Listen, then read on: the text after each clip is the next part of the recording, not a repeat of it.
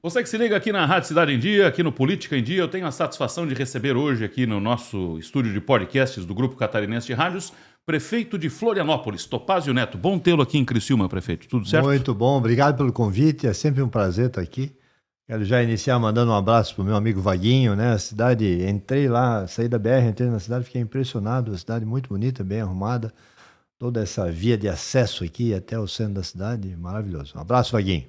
Ô prefeito, o senhor encara em paralelo à sua gestão em Florianópolis a presidência da Federação Catarinense dos Municípios e, por vezes, essas entidades representativas, por mais que desempenhem um papel relevante, importante, elas ficam num segundo plano para alguns gestores em função das prioridades locais. Como é conciliar a prefeitura da capital, com todas as suas demandas, com a principal entidade municipalista do estado?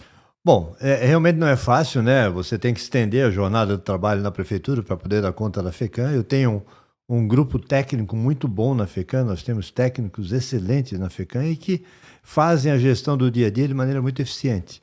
Agora, é importante que também o prefeito da capital, e principalmente nesse momento que nós estamos, Luciano, que os municípios estão passando por um desafio muito grande. A partir do ano que vem aí a nova reforma tributária, que foi recém-aprovada no Congresso Nacional, que vai mudar substancialmente a forma dos municípios arrecadarem seus impostos, sua arrecadação municipal, a receita municipal vai mudar e nós ainda não sabemos exatamente para onde, se para mais ou para menos, de que maneira vai acontecer isso.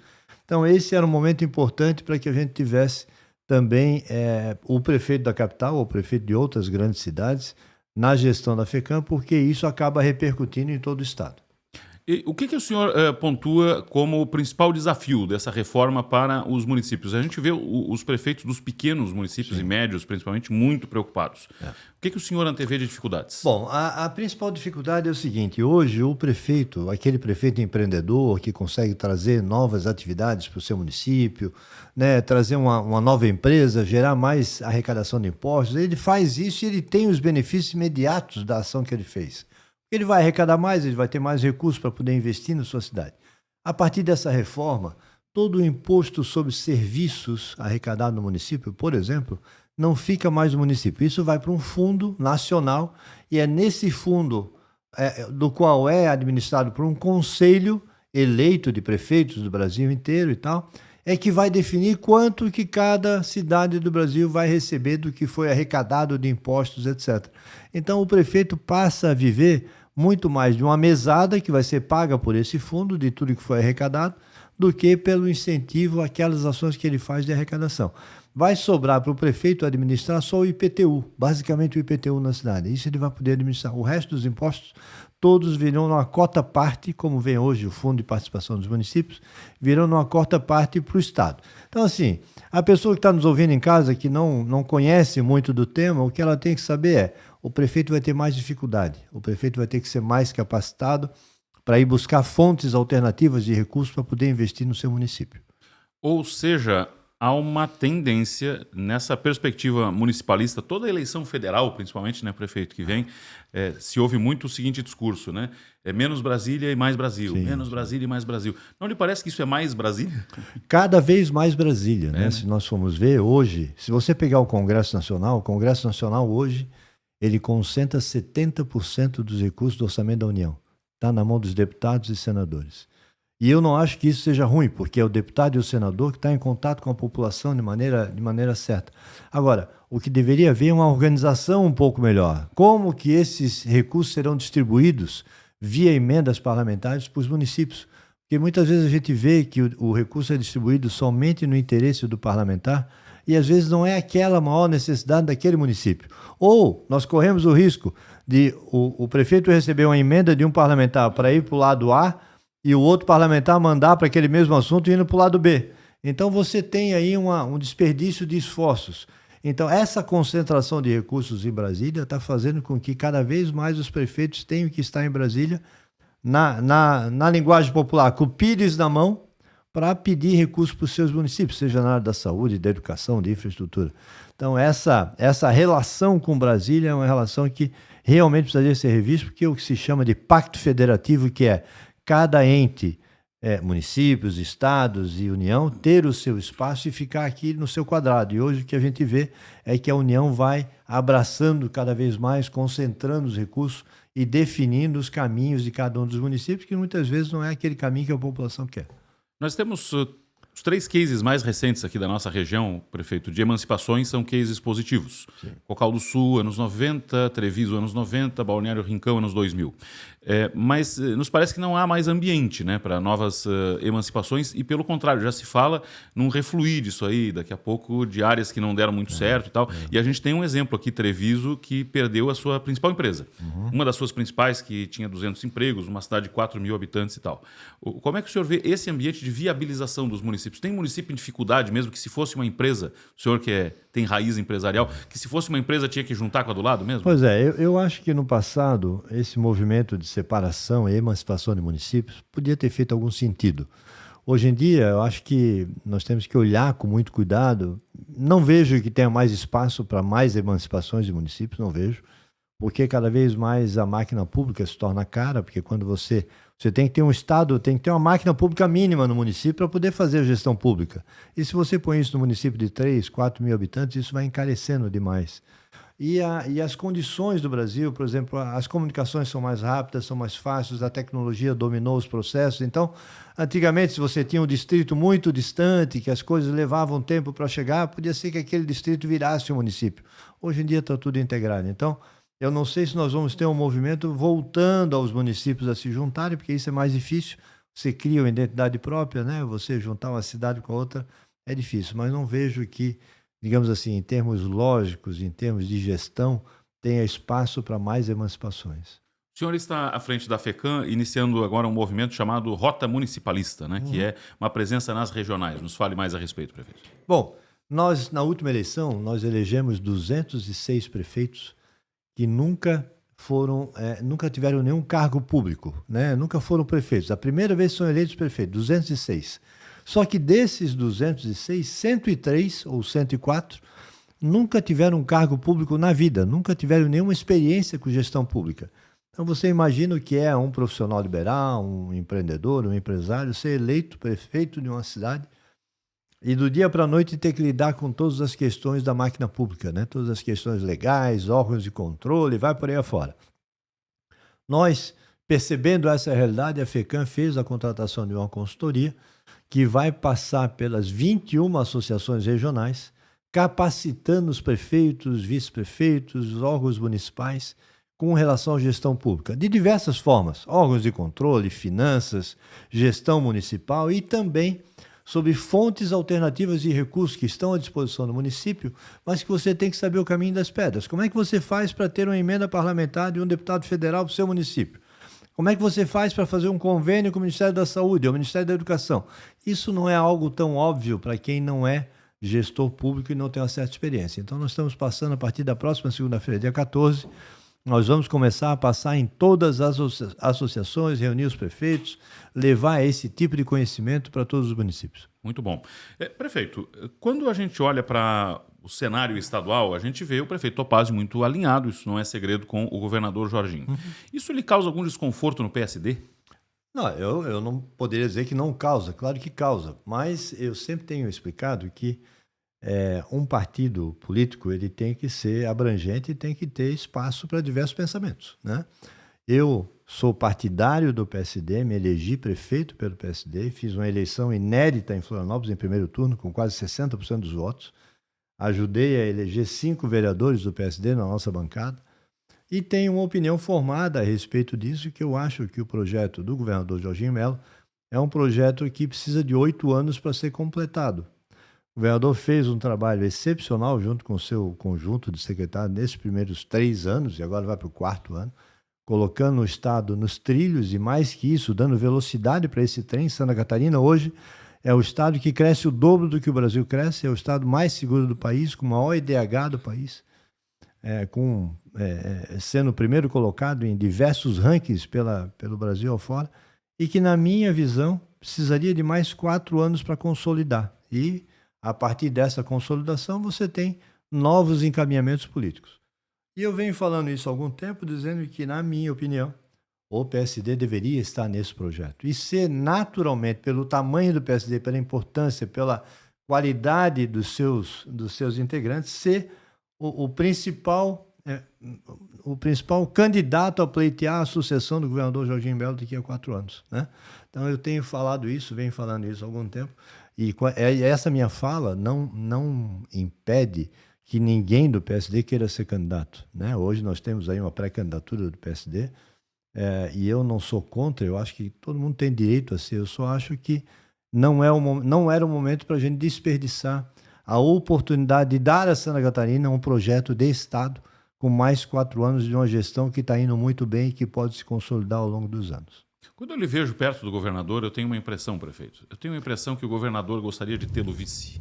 O governador, ele quer ter o Estado crescendo e ele quer deixar um legado para o Estado, que é um legado de um Estado sólido, com as finanças arrumadas, um Estado crescendo da forma que está crescendo. Ele está investindo aí mais de 3 bilhões só na área de infraestrutura rodoviária. Agora lançou isso semana passada, os prefeitos da região tiveram no lançamento, eu não pude estar. O Estrada Rural Boa vai botar mais 2 bilhões no Estrada Rural Boa e está fazendo um trabalho excepcional. Eu tenho uma relação muito boa com o governador, ele me respeita e eu o respeito como cidadão, como gestor, e a gente se dá muito bem, né? A gente tem uma boa relação. Na FECAM agora tem ajudado em alguns projetos que são importantes, ele também tem nos ajudado. Nós passamos aí agora no Santa Catarina, levado a sério, passado a limpo, em todo o estado, né? Ele fez convênios com os municípios da ordem de 2 bilhões de reais. Então isso é um governador municipalista, né? Por isso que a gente se aproxima tanto. E o que o senhor pensa do futuro político do Topázio Neto? Enquanto o senhor toma um golinho d'água aí à vontade? Não, eu tenho dito, eu sou muito novo nesse negócio. Então. Né? A minha primeira experiência política partidária foi me eleger vice-prefeito na gestão anterior. Aí o prefeito da capital renunciou para ser candidato a governador, eu acabei assumindo a prefeitura, fiz 2 anos do mandato anterior e agora me elegi prefeito. Eu gosto muito de ser prefeito, né? Tenho dito que vou ser prefeito 4 anos para cuidar da minha cidade e depois dos 4 anos eu vou seguir aí as oportunidades que aparecerem, mas não tenho nada planejado para o futuro, né? Nesse momento eu acho que fui eleito e a população me elegeu para ser prefeito de Florianópolis. O senhor é contra a reeleição, não?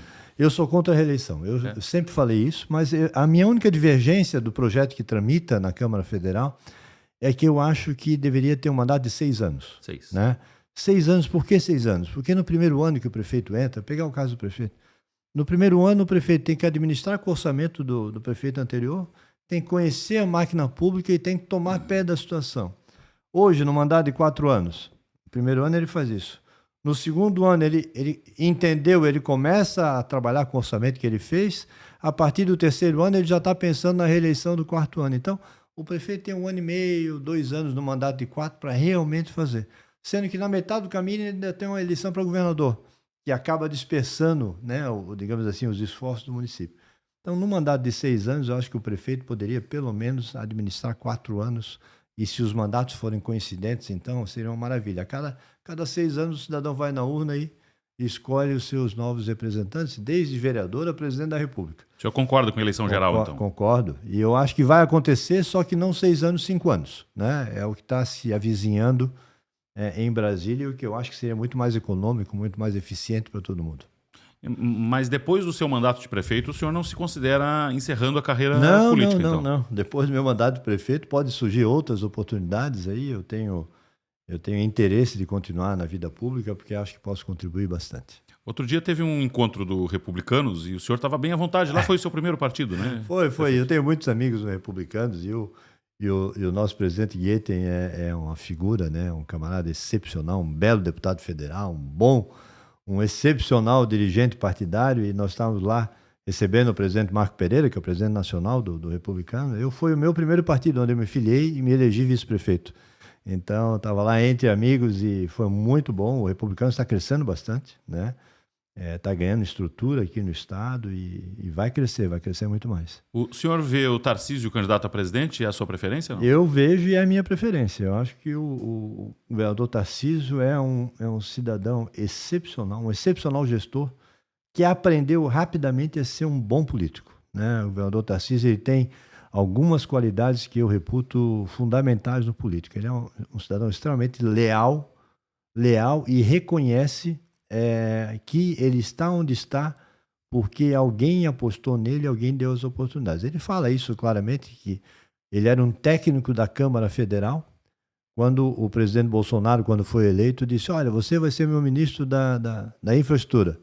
E ele foi. E fez um trabalho excelente. E depois o Bolsonaro olha para ele e diz: agora você vai ser meu candidato a governador no estado de São Paulo. E ele disse: mas eu? Não, você vai. E ele foi e se elegeu.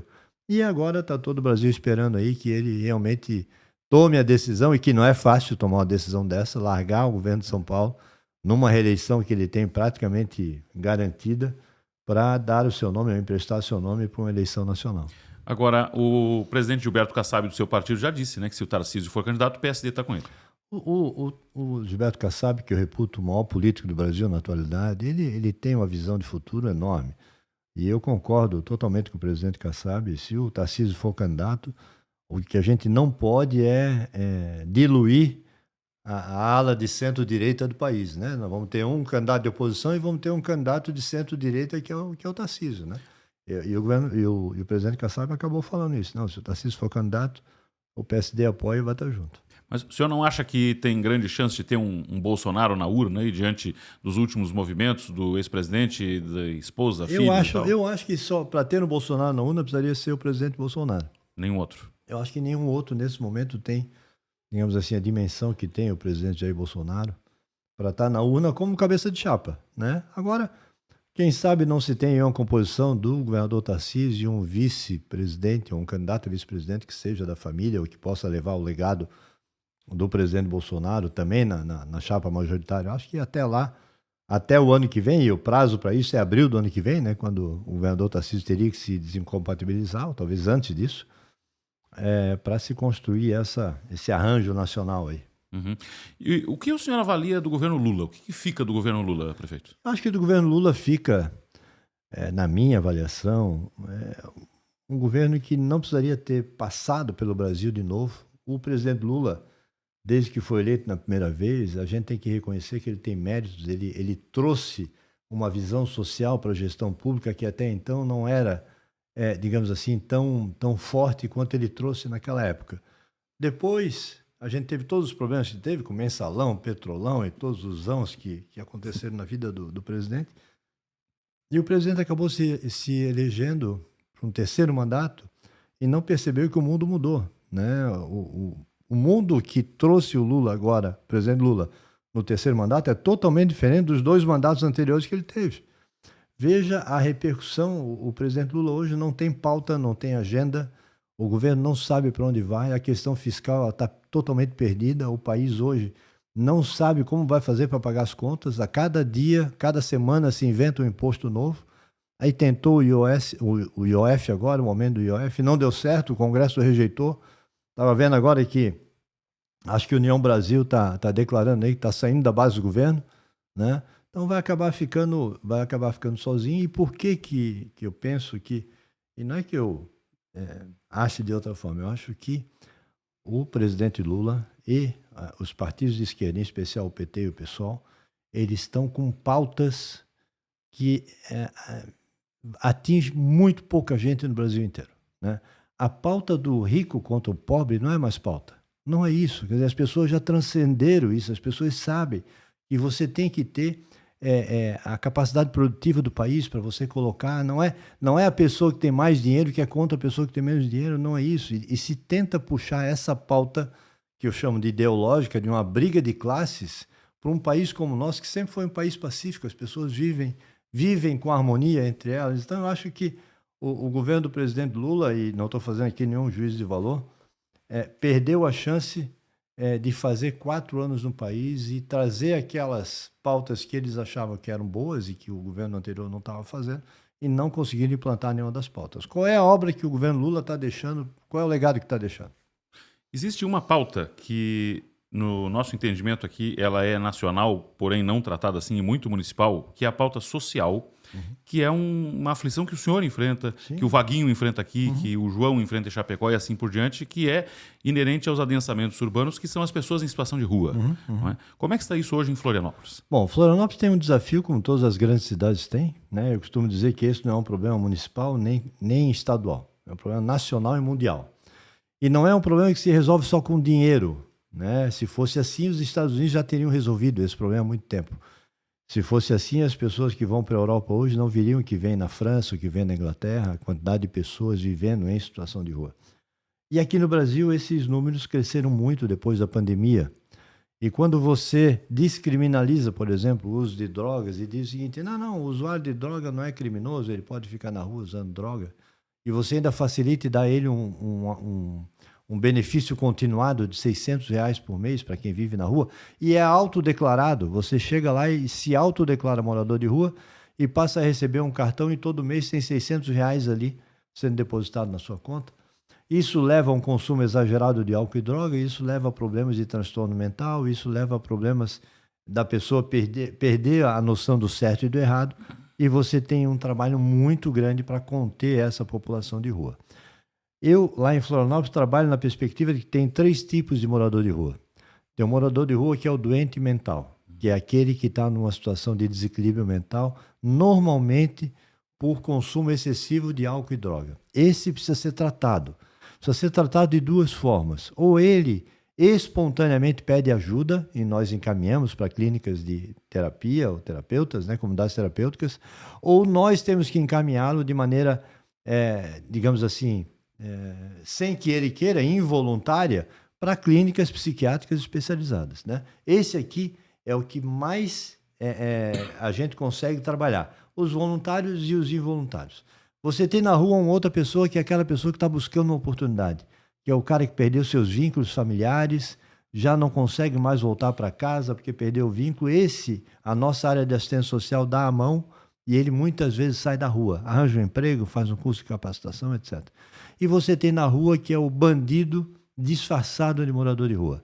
É o cara que está devendo para a justiça em algum estado brasileiro e ele muda de estado e vai viver na rua.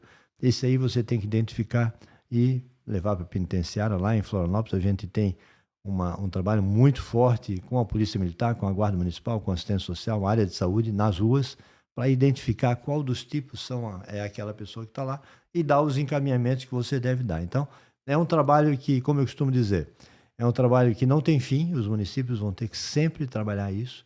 Se algum município disser que resolveu o problema, não é verdade, não se resolve esse problema, porque as pessoas da rua têm mobilidade.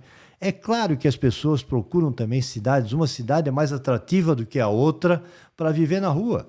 Florianópolis, por exemplo, as cidades do litoral, que vão pegar as grandes cidades de Joinville a Criciúma, que são cidades litorâneas, onde o fluxo de pessoas é muito grande, onde a mobilidade é muito grande, a tendência é que você tenha mais moradores de rua, porque hoje ele está em Criciúma, amanhã ele está em Tubarão, depois ele se muda para Florianópolis, depois ele vai a Balneário, depois ele vai a Joinville e assim por diante. Então, normalmente, o maior fluxo de moradores de rua está no litoral, onde moram 80% das pessoas do país. 80% da população brasileira mora no litoral. É onde a renda é maior, onde as facilidades para viver na rua são maiores. Então, nós temos estatísticas em Florianópolis que uma pessoa que mora na rua hoje na cidade, só pedindo esmola, ela ganha entre 180 e 250 reais por dia. Só pedindo esmola no sinal. Tanto é que a gente tem uma grande campanha lá para que as pessoas não deem esmola, porque se você ganha esmola no sinal, na sinaleira, você não procura assistência social do município. E se não procura assistência social, você não existe para o município. Então nós fizemos todo um trabalho de acompanhamento. Tem quantas pessoas em situação de rua, mais ou menos? Bom, hoje nós temos câmeras com reconhecimento facial no centro da cidade. Além de todo um trabalho de cadastramento, nós cadastramos os moradores de rua. Então hoje nós temos em Florianópolis entre 600 e 800 pessoas na rua, na cidade inteira. Destas 250 são acolhidas num equipamento que nós temos, que nós chamamos de Passarela da Cidadania. São acolhidas porque elas dormem lá, fazem suas alimentações e fazem oficinas de trabalho. Então nós temos diversas oficinas em diversas áreas, as pessoas se capacitam, saem para empregos. Muitas pessoas que querem voltar para as suas cidades de origem, a gente oferece a passagem, paga a passagem, fala com a assistência social do município do destino. Muitas pessoas são encaminhadas para casa de novo, mas nós temos um fluxo grande de pessoas que vêm e vão com muita frequência na cidade. É fácil de chegar, a rodoviária fica no centro da cidade, o fluxo de carros é muito grande, passam centenas de carros pela BR-101 todos os dias. Prefeito, por falar em BR-101, a gente olha para Florianópolis aqui e tem uma trava entre nós, que se chama Morro dos Cavalos. Sim. Qual é a melhor solução para aquilo ali, prefeito? Olha, eu acho que a melhor solução é o que está se fazendo agora, conversar muito e chamar a responsabilidade de todos, né? O governador tem apontado algumas soluções, tem inclusive colocado alguns projetos sobre a mesa de rotas alternativas. O governo federal fala em construir um túnel, agora fala em construir um só e não dois, um ida e volta e não um para ir e outro para voltar. Agora, de fato, nós não podemos ficar com uma dificuldade como essa para integrar o Sul e o resto do estado pela BR-101, né? Com aquela dificuldade que nós temos ali, que dá um acidente para tudo. Eu vejo que a solução dos túneis é uma solução boa, mas demorada e cara. A solução que o governador Jorginho tem apresentado e vai apresentar projetos de fazer um contorno ao redor do morro pode ser uma solução mais barata e talvez até mais rápida, né? Então, eu acho que tem que resolver isso, né, efetivamente de forma rápida e achar uma equação com a concessionária para que isso entre na conta, né? Quem é que vai pagar essa obra, em quanto tempo vai ser feito, que reflexo vai ser isso em termos de pedágio, em termos de tempo de contrato. Uhum. Prefeito, vem aí agora em setembro o principal evento da FECAM, né? Sim. 2 a 4 de setembro nós fazemos um grande congresso dos municípios catarinenses, né? Temos feito no ano passado e esse ano vamos repetir lá em Balneário Camboriú, né? Deixo aqui o meu abraço à prefeita Juliana, que está me ajudando lá com toda a organização. E nós esperamos quase 5.000 pessoas lá em Balneário Camboriú de 2 a 4 de setembro. Vamos ter grandes atrações. E qual é o objetivo do congresso, né? Capacitação e integração entre os municípios. Muita coisa de capacitação. Vamos levar para encerrar o nosso evento o nosso ex-ministro Paulo Guedes, que vai encerrar o evento lá no último dia do evento, falando sobre economia, perspectivas futuras. Temos lá diversas, vou chamar de atrações, né, que são pessoas e eventos que vão acontecer durante esses 3 dias nós chamamos de COMAC, né, Congresso Municipalista Catarinense. Senhor, finalizando na esfera política, o senhor vai fazer o sucessor em Florianópolis, prefeito? O senhor já tem um? Não, assim, todo prefeito trabalha para fazer seu sucessor. Ainda é muito cedo para a gente ter um sucessor. Obviamente que eu tenho a minha vice-prefeita, Mariane Matos, que é o sucessor natural de um prefeito que tá no mandato. Mas nós temos ainda 3 anos aí para trabalhar muito, né? Então, eu costumo dizer que a preocupação do prefeito de Florianópolis nesse momento é trabalhar muito pela cidade. Nós temos grandes desafios de mobilidade, desafios em todas as áreas. Estamos fazendo muitas obras de mobilidade. Quem vai no verão para Florianópolis esse ano e fica lá na região do norte da ilha, Jurerê, Inglês, já vai sentir a diferença no trânsito, porque em parceria com o governo do estado a gente está ampliando a SC 401, que é aquela rodovia que vai do centro até Canasvieiras. Ela está sendo ampliada com mais uma pista em ambos os sentidos, né? Uma pista para ir, outra para voltar, tirando alguns gargalos da cidade. Na região do leste da ilha, Lagoa da Conceição, estamos construindo uma ponte nova lá para melhorar muito a mobilidade daquela área. Então, estamos com muita obra na área da mobilidade e essa é a minha preocupação atual. Agora, entrar e sair da ilha segue sendo um problema. Olha, prefeito. melhorou um pouco a partir do contorno viário que a BR-101 fez, mas nós ainda temos ali alguns gargalos, principalmente na conexão do acesso a Florianópolis com a BR-101. Nós ainda temos alguns pontos ali de parada que merecem um viaduto, merecem um elevado para que as pessoas entrem e saiam da cidade de maneira mais fácil. Quando você vai para o sul, saindo de Florianópolis para o sul, você tem um elevado que passa por cima da BR-101 e já te deixa na mão vindo para o sul. Mas quando você vai para o norte, não tem isso. Você vai para o norte, você tem que disputar espaço com os carros que vêm na 101 saindo da cidade. Os carros que saem da cidade disputam espaço com os carros que estão na 101 sentido norte. Então ali é um ponto de gargalo. Nos próximos anos, nos próximos 5, 6 anos, nós teremos a Beira-Mar Continental, num projeto grande que está saindo entre nós e São José, que vai ser um novo acesso à cidade que já sai lá perto de Biguaçu, na área da Serraria, ali naquela região, sai das pontes de Florianópolis e entrega direto lá com via expressa. Então, no futuro, nós vamos ter essa segunda possibilidade de sair para o norte do estado pela Beira-Mar Continental, a nova Beira-Mar Continental.